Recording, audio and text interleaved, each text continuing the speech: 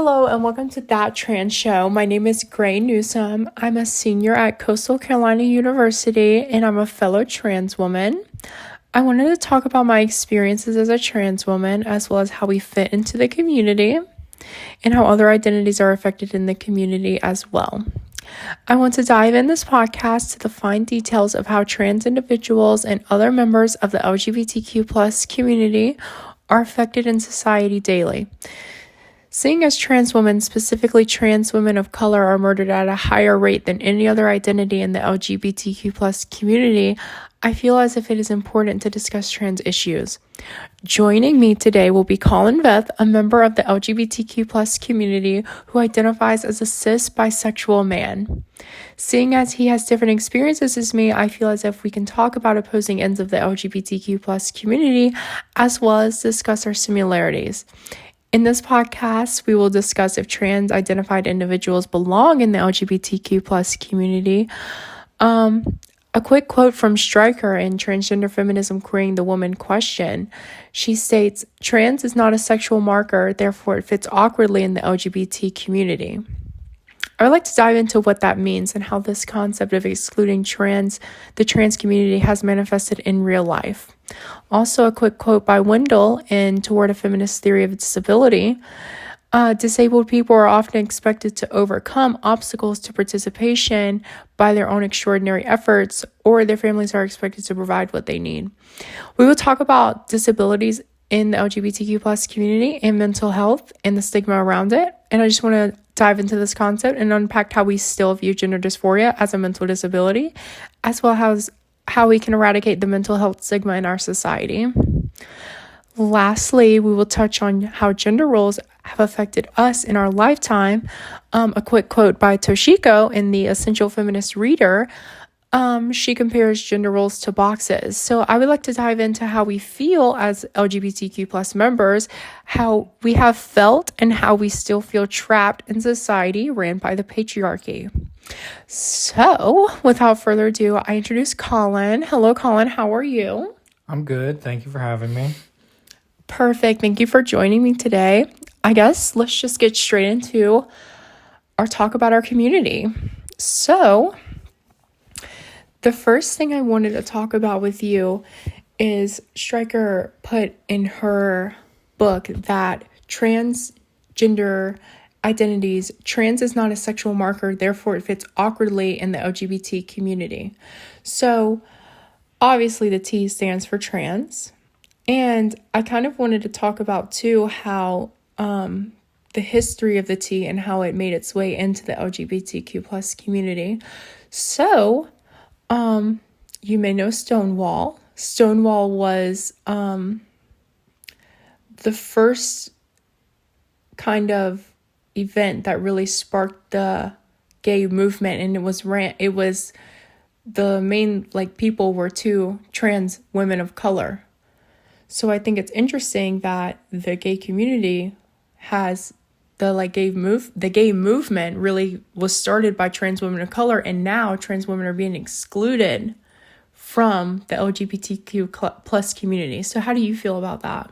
Well, the fact that it was started by two trans people of color, and you don't hear about the recognition they get for basically starting this movement, and for them to even be excluded from this community, it's kind of weird, kind of ridiculous, because you could say that this movement wouldn't be where it is today if they hadn't done what they'd done, and just the history of this whole movement would not have been the same if it weren't for these two people. I also think it's interesting. You may have heard of TERFs. They are trans exclusionary radical feminists. And they believe that trans women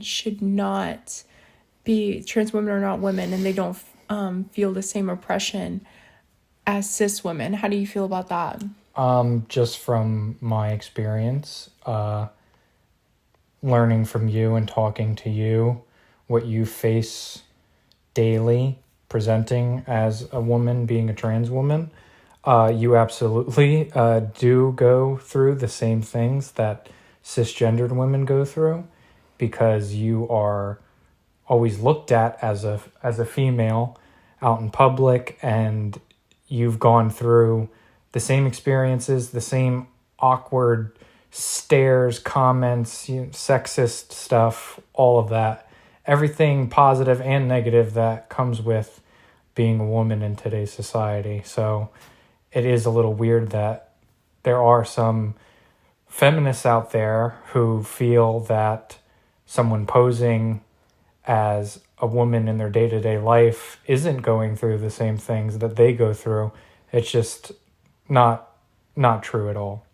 Well, I think it's also interesting. So if we're going to talk about the struggles of trans women and how people view them in society, the quick quote that I mentioned by Wendell, people with disabilities are often expected to overcome obstacles to participation by their own extraordinary efforts, or their families are expected to provide what they need.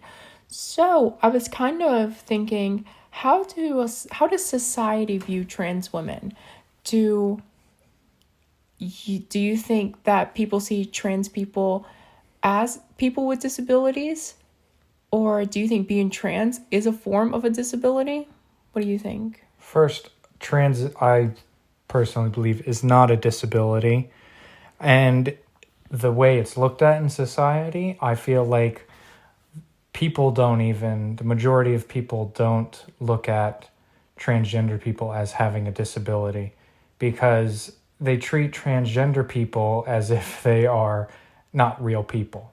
You hear the comments, you're not a real man, you're not a real woman, because you weren't born as that. If you're a male and you're transitioning to a female, they call you a man. They treat you as if what you're going through is weird. It's not, doesn't fit their views and their political views, which is weird because being trans is not a political issue, or it doesn't fit their religion.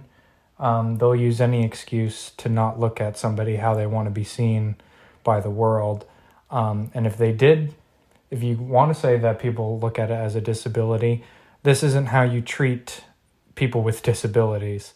If you're going to call being trans a disability, then why wouldn't you want to help these people and maybe research more into what makes somebody trans, what makes somebody feel like they're not in the correct body and feel the need to transition to feel more comfortable with themselves and who they really are.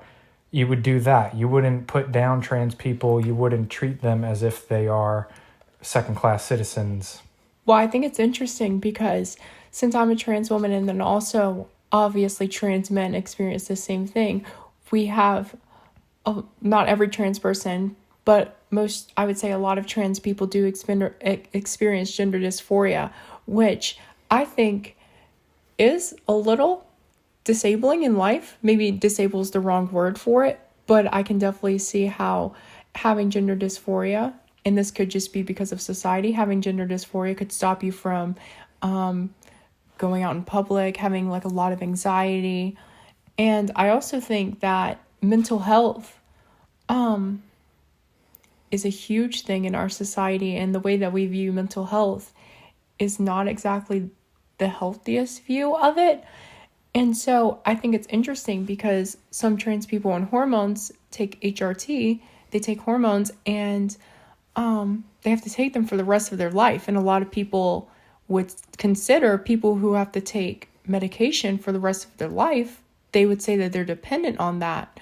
And it's just to treat mental health. But people would view that as a disability. In reality, we're just curing our gender dysphoria through hormones. And I just think it's interesting that society views mental health as such a bad thing to talk about and to want to seek help with. I also want to just mention one more thing. I mentioned that Toshiko mentions the concept of boxes. So these boxes are actually gender roles.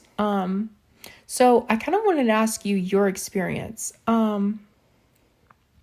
How were and how are you affected by gender roles, aka boxes, in society now?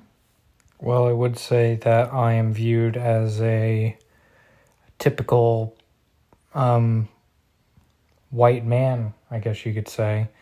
And from my appearance, I would say too that you would think that I am heterosexual.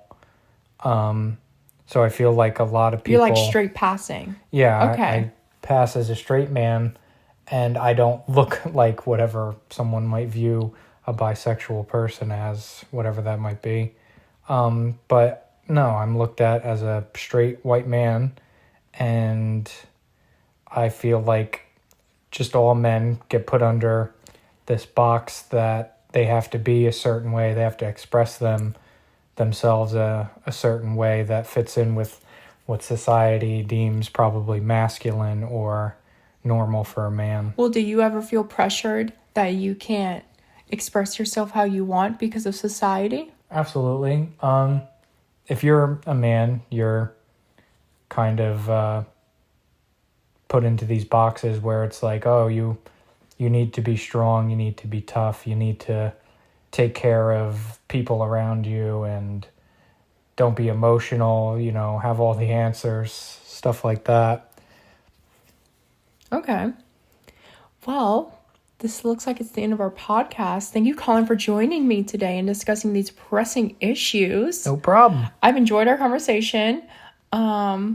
It's so interesting just knowing how we have two different identities in the same community.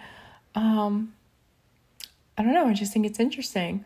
But yeah, all of my sources will be in the description box below. Until next time, thank you all for joining That Trend Show with yours truly, Gray Newsome, and our special guest, Colin Beth. Woo! Thank you.